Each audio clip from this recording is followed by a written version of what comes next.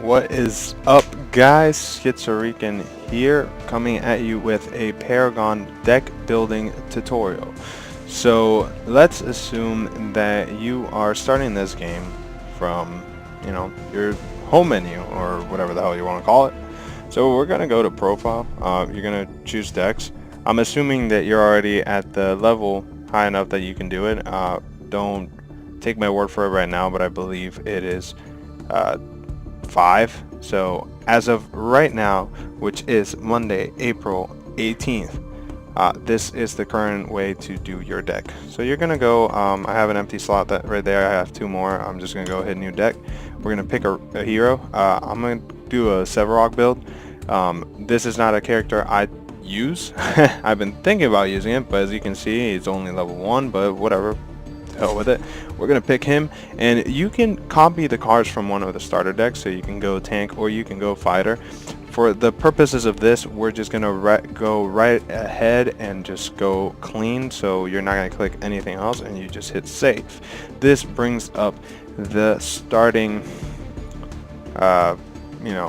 deck picking card area, whatever the hell you want to call it. But basically you have your Prime Helix card, which activates whenever your team grabs the orb prime. Now I am assuming that you understand the basic mechanics of the game, so I can walk you through building your very first deck. You have your equipment cards and you have your upgrade cards. So we're just going to go right ahead, right off the bat, grab that orb prime. Now Sevarog is the type of character who's really tanky, and I believe that just going for more health should be perfect here. So I picked the Centurion, so it shows up right here. Now we're all set. So prime, then equipment. So we're gonna go to the equipment section. This is where you want to spend a good amount of your time. Now we're gonna start off the game, right? And as Sevarog being a tanky character, you want to start off depending on your style. It would change. Some people like to start games using their very first 3 points to just go right ahead and get something like Adamant's Edge, which would give you more health and more physical damage. But I'm going to stick to what I always do, which is I'm going to grab a Harvester Key, a Health Potion, a Mana Potion, and a Scout's Ward. Now the reason for this is because depending on where you are starting the game, you might want to either have a key if you're going to be jungling, or you might want to have a ward, especially if you are going to be soloing mid. But you never know what your team has and what your team is not using, and what you need to give yourself a little bit of room to adapt. But now that we have all of this out of the way, we can choose what type of Sevarog build you want to go with. In this case it's Sevarog, but the same applies to every other character. Now we have these filters right up here. We have offense, we have defense, and we have utility. Now offense, pretty much straightforward. It's going to be how much damage you're going to be doing. Physical and energy penetration, which it took me a little bit to effectively understand how these work. These are good to have if you're going with a very offensive build and you want to adapt sorry about that, if you want to adapt later in the game. So let's say you're going against a Sevarog who goes all defense and he has a lot of energy armor and you have a lot of energy damage. So the only way that you can counter that, or one of the best ways to counter that, would be to add yourself more energy penetration.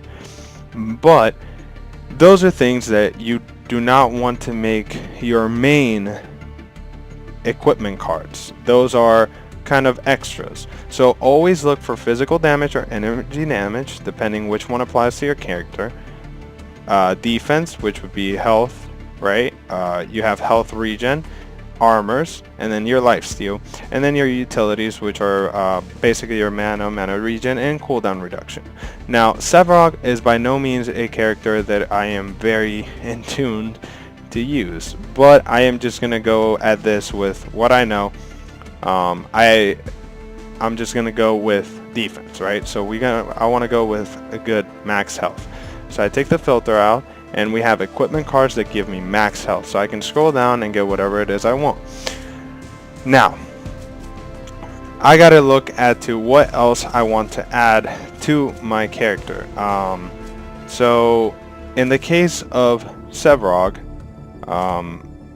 you know, I wanna definitely go with health. So now what I want to look into would be something that would complement that, or that would work well with the character. So our options are basically anything else that's around here. So let's say I want to do max health and I want to give myself some health regen, right? So there we go, there is one. Now this is curious because I wasn't thinking of mentioning this at this point on the tutorial, but if you look up here, this card has 5 points, and if you look over here, the ones that we've already put in only have 1 point, right? So when you start off the game, you start off with 3 points. So if you think about it from that perspective, there is no way in hell that I'd be able to grab this card in the beginning of the game. So this becomes a card that it's either something you want to build towards, or it's something you want to just leave there, so at the later stages of the game where you've already gone through, you know, you basically have extra points laying around, you can just grab this. So a 5-point card tends to be pretty significant. So I don't want to start off my deck like that, so I'm gonna go right ahead and get rid of this health regen. Now what else would be a good complement for Sevrog? So we're just gonna look at the filter again and just think about this real quick. So we have some defense, we can add ourselves a little bit of mana, we can add a little bit of health regen, so let's give that one a shot. Wait, no, I'm sorry about that. Let's give ourselves a little bit of lifesteal, right? See where that takes us. So in this case, I have no matching cards. Some of you out there may or may not have a lifesteal max health card. That is one of the things about this game, where it changes from person to person depending how good your luck has been getting cards. You may have something that gives you health and lifesteal, so I don't. So when we look here, let's say, alright, so screw it, I want to add myself a little bit of defense, right? I'm just gonna go right ahead and look at what I have here. So we know, if you look at Sevrog's skills, which I would assume that you know you would understand a little bit of the characters you're using. If you look at Sevrog, he does physical damage, so it may not be a bad idea to add some physical damage. So in Sevrog's case, he purely does physical damage. Currently I have not played every single character in the game, so I do not know if there are any characters that are able to do both physical and energy damage. So I'm just gonna go right there, pure physical. So this gives us two options. Now I'm gonna try and start going a little bit faster through this, because I've been taking my sweet ass time. Alright, so do I care more about health or do I care more about damage? That's essentially what's going on here. Both of them give you 7.6 physical and 100 health. The difference is the fully upgraded bonus. So this is very important. I'm going to be picking this because I want to get more health out of this character. So when I look here, I have 3 slots. So where it says fully upgraded bonus, you have 3 upgrades. So right after I pick my very first card, keep in mind this is also a passive card. So it has no active effect when you click on it, right? So I'm going to go and upgrade this. So screw all these filters. Let's go to our upgrade section. Now, if I go for this, right? And I go filter by, there we go. You have every single card in my upgrades that would go with this. So I'll go right ahead and say this is going to be the very first card that I'm going to pick in the game. So my strategy is always, if I have a 3-point card, right, that's going to be, once I get my card experience high enough to go a level, I get 3 more. I'm going to get 3 more points, and those 3 points are going to go away with that. Next time that gives me more room. So let's say I'm gonna add myself a little bit of lesser health and a regular health. That's 3 points right there. That already has me 2/3 of the way for a fully upgraded bonus. Next thing I want to do, alright, I can either add myself more health or a little bit more physical damage. Considering the fully upgraded bonus gives me 200 more health, I'm just gonna balance it out with a little bit of physical damage. And that's it. We have the first card fully upgraded. Now let's go for equipment card number 2. If we go to our filter, what else could we go for? More max health, more health regen. I mean, not like we have any. We can go for some physical damage. So this is something that I think would be a good style for Sevarog, where I'm going to add lifesteal to it. But what we got to keep in mind is what can I add to it. So if you look at these cards right here, you see that these two and this one over here are purple. This one is green. So what this means is that these cards are corruption. This one is growth. If you look over here at Sevarog, he is both a growth character as well as a corruption character. So any of those fury cards or any other style or type of card that you have do not apply to Sevarog.